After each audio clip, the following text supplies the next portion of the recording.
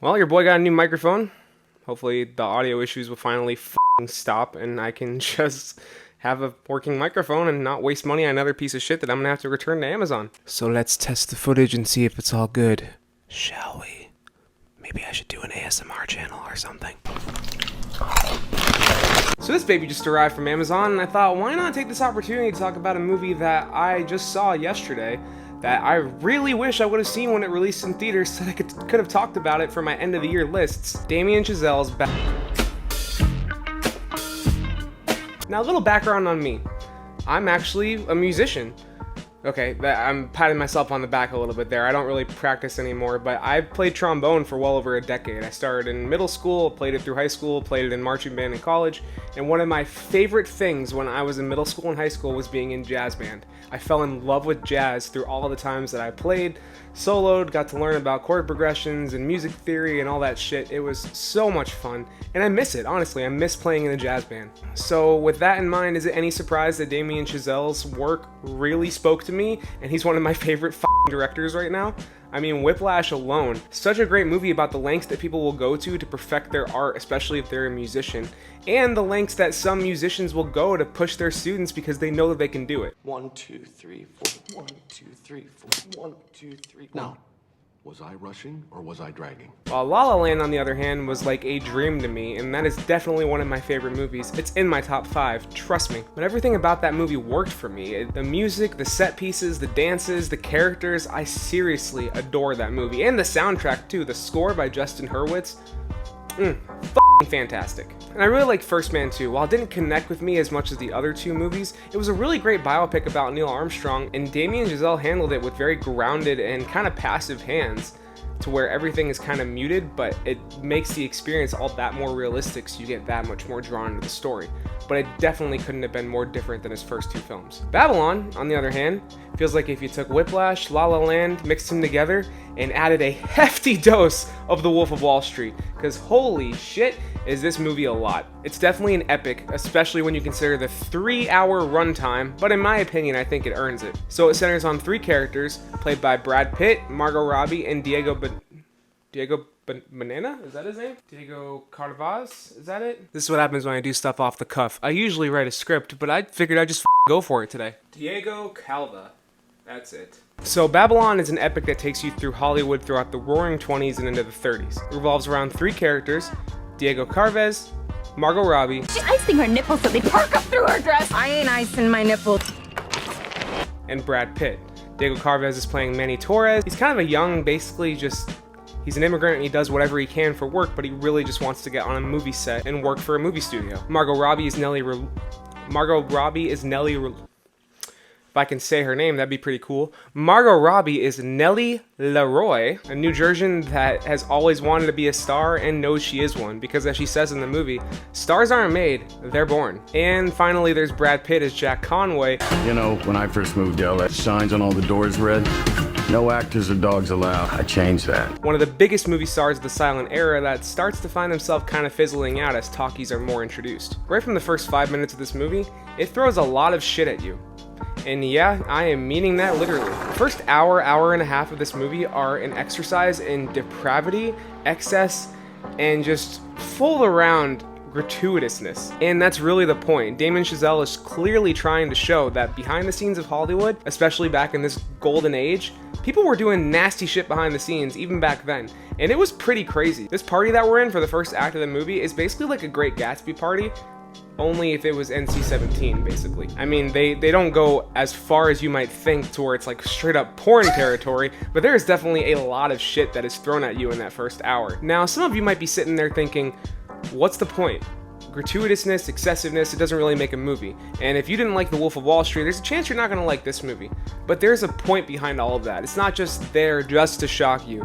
Damien Chazelle actually does have a point to say about Hollywood and their depravity, but then the movie goes a little farther than that when it actually shows you the day-to-day of these people working in Hollywood on these film sets. You see directors screaming at people and treating them like trash. You see people putting their lives at risk just to get a shot. You see directors screaming to keep rolling as sets are catching fire in the background just because someone's doing that great of a job in a scene. I believe the main point behind this entire movie, and I'm sure that I'm the last person to figure this out, so please don't roast me too hard in the comments, is that Damien Chazelle was just trying to make a point about how Hollywood will eat you up and spit you out. But, well, I don't even know if he's really stating it. He's more asking it.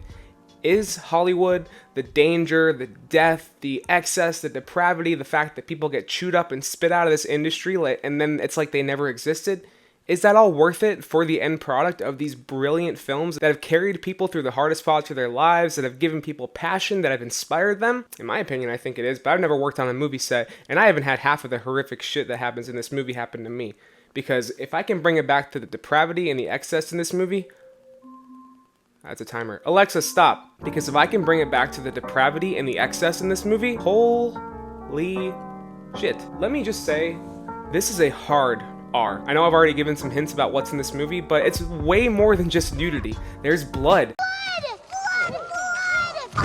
There's gore. There's actually a couple parts that are scary and feel like you could have either pulled them out of a horror film or...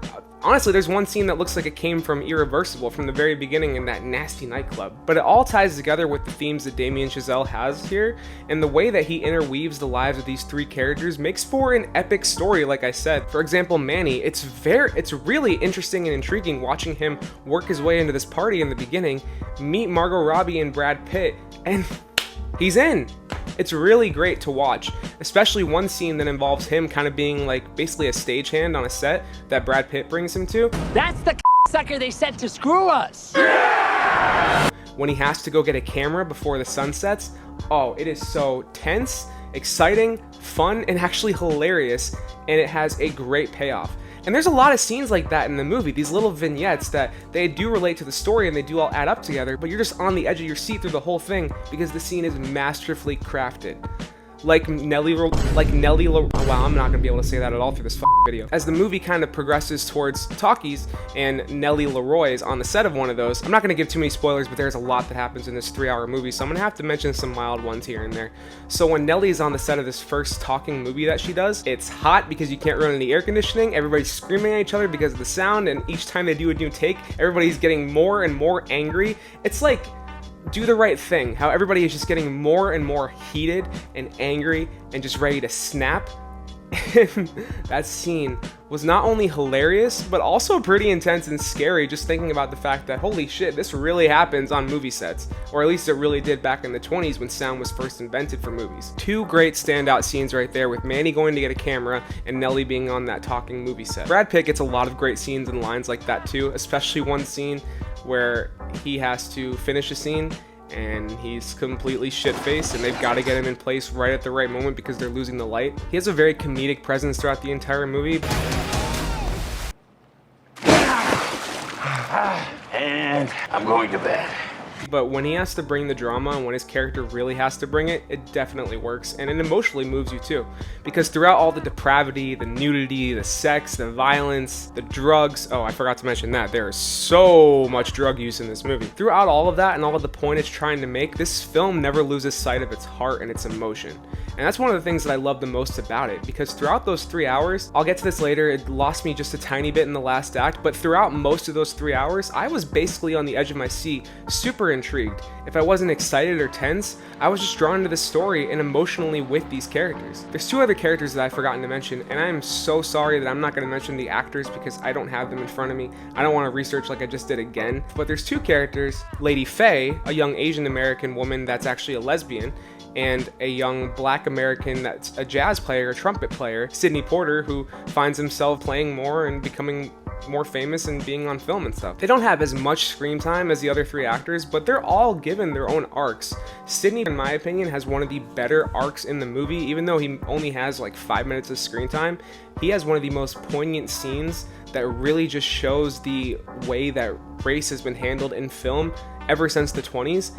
And it was very harrowing to watch, and honestly that got one of the biggest reactions out of me, and that's a scene that has no blood, gore, or sex. And then there's Lady Faye, and the way that she interacts with all the characters is nice, but the real heart of her character is being a lesbian in the 20s trying to make it in the industry while she's trying to support her family. And even though she doesn't have that much screen time, I think she actually has the least development out of all of the characters. They still do a good job with her, and she definitely wasn't wasted. Who else is in this movie? Flea! Yeah, you know Flea. Needles from Back to the Future Part 2 and 3. What's the matter, McFly? Chicken? Yeah, Flea is in this movie, and I gotta say, I love seeing him as a character actor. I would love to see him in more things. With that distinctive smile, his voice, and his presence, every time he came on screen, I was kind of intimidated by him. And this is for a guy that only has like a minute of screen time. So I've talked about set pieces, I've talked about actors.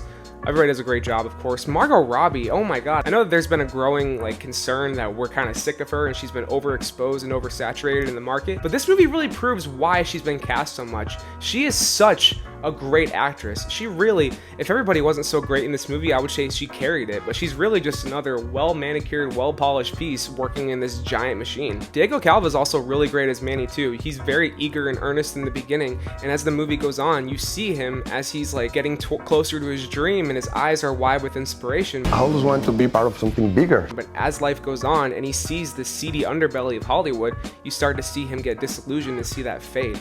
And he has a great character arc, and by the end of the movie, I was bawling my eyes out right along with him.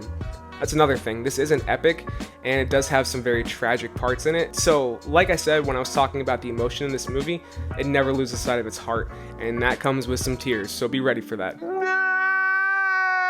And while I'm on the emotion, I mean, I guess I could keep going, but I don't want this review to take forever, especially when I'm just going off the cuff. So the last thing I'll mention here is the music. Oh my god, the music.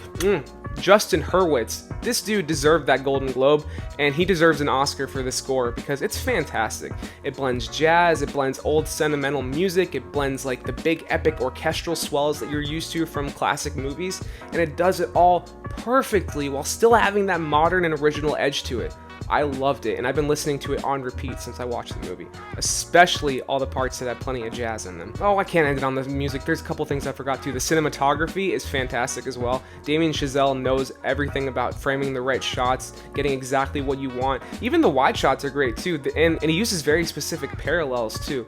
There's one scene in the beginning that involves getting an elephant up a hill that actually, when I was watching, I noticed that it perfectly parallels a scene later with Brad Pitt's character going up a hill during a movie shoot. There's a ton of stuff like that throughout this 3-hour movie. If you're paying attention, this is a really rewarding piece of cinema. And the last thing I'll speak on is the humor, because the humor, just like all the other content in this movie, goes all over the place, from raunchy and dark humor to lighthearted jokes to everything in between, and most of it works. Some of the humor can just be derived from people screaming at each other on a 110-degree movie set. Who sneezed? Who the sneezed? While some of it is just from something as silly as a fourth wall joke about two men talking about sound in a bathroom and then, insert fart noise here. That made me laugh my ass off. And there's a ton of that throughout the movie. It just, oh man. Damien Chazelle did it again for me. Babylon is a fucking masterpiece. It loses me just a tiny bit in the third act when it introduces some random things, even though if you've been paying attention throughout the movie, they're not that random, but they do seemingly come out of nowhere, and they get handled in kind of an interesting way that kind of takes you out of the movie, even though it plucks you into this brilliant little horror vignette that has Tobey Maguire showing up for a scene-stealing appearance. It still kind of felt random and a little out of nowhere and took me out of the movie just a little bit, but I got brought back in very quickly and was very emotional throughout the ending. So this is a masterpiece, and it's really a shame that it flopped so hard, and I wish I would have gotten a chance to go see it in theaters to support it, because this is a director's vision through and through. I seriously doubt there's a director's cut of this movie, because it really felt like Damien Chazelle made the film he wanted to make, and apparently he's been working on this since 2009. It just, everything came together. The actors, the performances, the music, the humor, the excess, this nastiness. There's a few gross out gags that might seem like a lot, but when you think of them in the context of the movie and its themes, they actually work. This is really just a damn near perfect film. And if I would have seen it before the end of 22, there is a strong possibility that Puss in Boots might have been dethroned from the top spot of 2022 for me. What?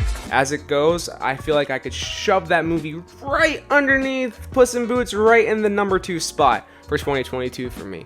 So yeah, I absolutely adored Babylon, another masterpiece by Damien Chazelle. I fully recommend it to anybody, especially if you're a fan of film. Really, I recommend you just do your best to just sit down and completely focus in on this movie and absorb everything it has to offer you, because trust me, is that a rewarding experience. Thank you so much for watching, everybody. I've been Anthony from Awesome Anthony Productions, and if you enjoyed this review, you know exactly what to do. Please hit that thumbs up button, leave me a like. It really helps me out with the YouTube algorithm so I can reach an even bigger audience. Also, you can leave a comment, let me know what you thought of Babylon. I've seen a lot of divided reactions to this, so if you loved it, let me know. If you hated it, let me know, and definitely tell me why. While you're down there, you can also subscribe and ring the bell so that you never miss any of my content. I usually post one review a week, and this week I actually am going to be doing two because I'm going to be reviewing Ant-Man and the Wasp: Quantumania after I see it tomorrow. And while you're at it, if you want to check out more of my content, you can click or tap on these cards here. I'll take you to my review of The Outwaters, or just over to my channel where you can check out my reviews, my shorts, and my old shit. Thank you so much for watching, everybody. I hope you enjoyed, and I will see you on the next one. Also, I love this new microphone.